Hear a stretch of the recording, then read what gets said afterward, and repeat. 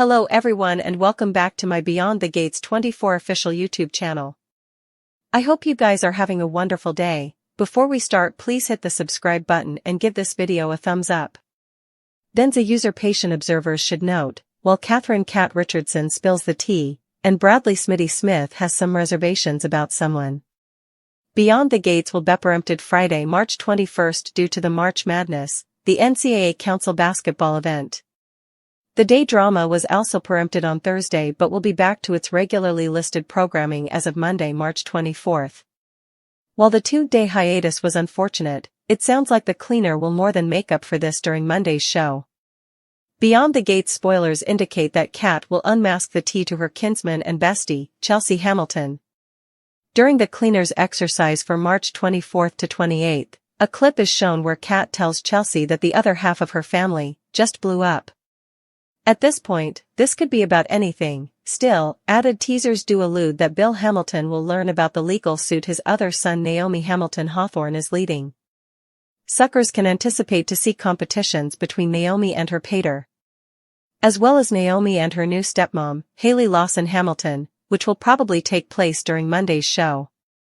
Sounds like Kat will catch wind of this and fill Chelsea in on all the details.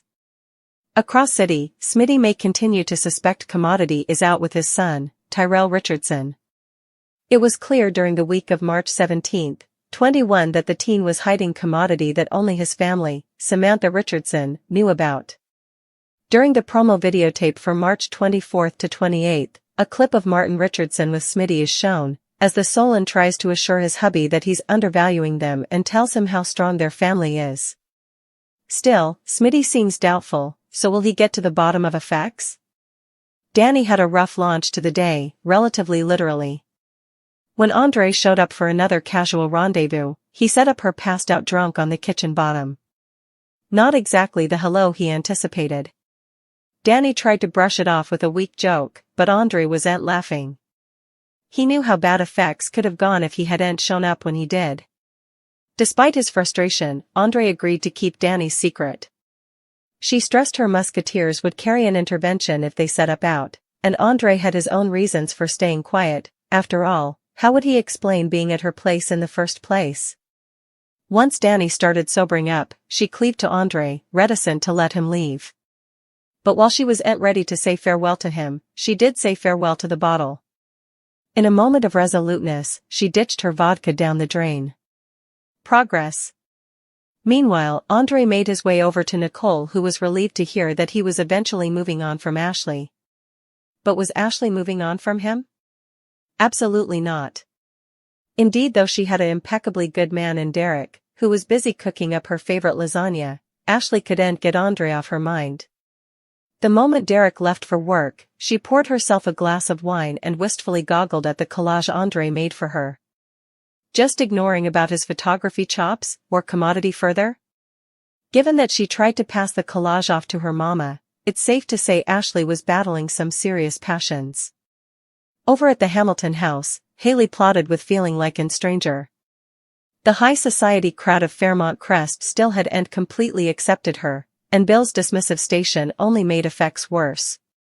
When she suggested they call off the marriage, Bill told her to toughen up and ignore the city snots. But Haley wasn't buying it. "I'm beginning to suppose you enjoy this just as important as Danny does torturing me," she said. Luckily, Bill knew how to smooth effects over. He surprised Haley with a romantic regale at home. Sure, it wasn't the Italian flight she pictured of, but what was one further disappointment? Away, Eva planned to spend the night carousing trash television, but Leslie had other ideas. With Eva now having access to the Richardson house, Leslie saw an occasion for vengeance.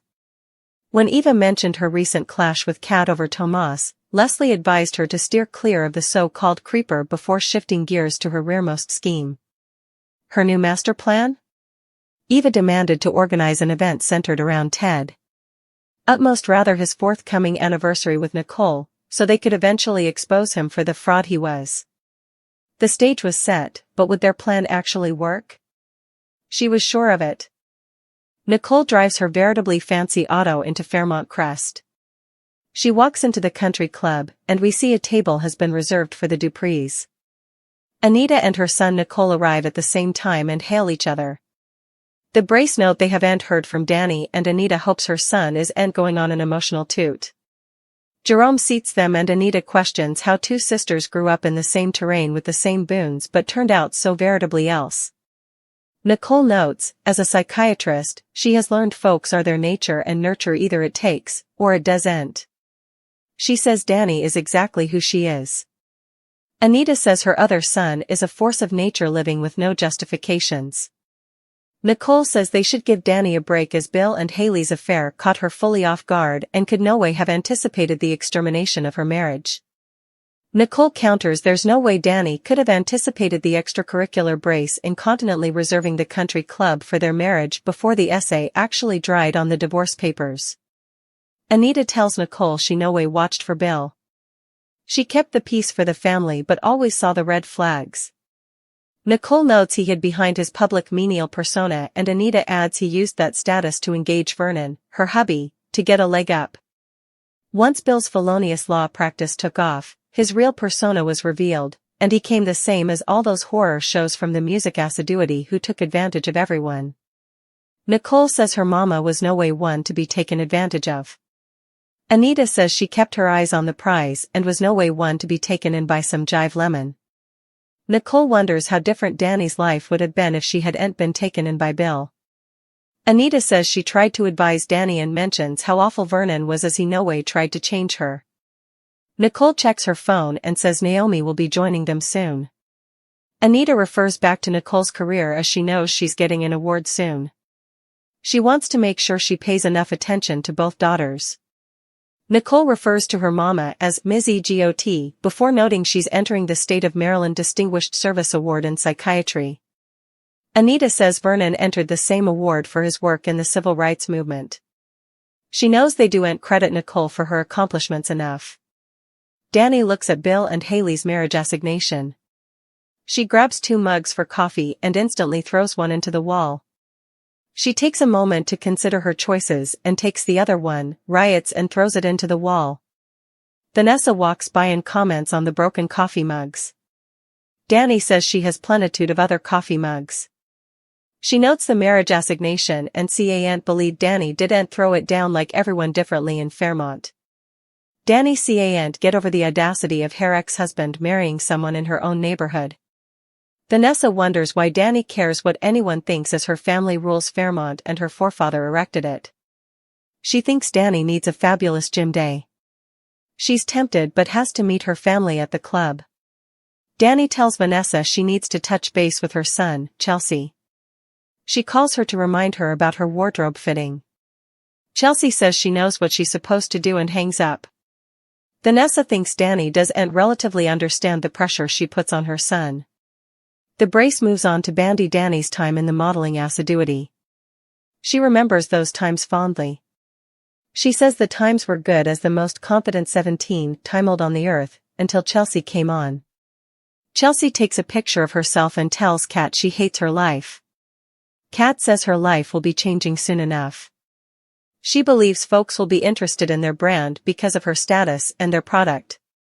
Until they get there, Chelsea should continue doing what she's doing. Chelsea agrees, saying once they launch, they will give the Kardashians a run for their plutocrat. That being said, she isn't certain the timing is right. Chelsea worries with her mama's divorce and her father's forthcoming marriage, it's the wrong time for her to cut ties with her mama.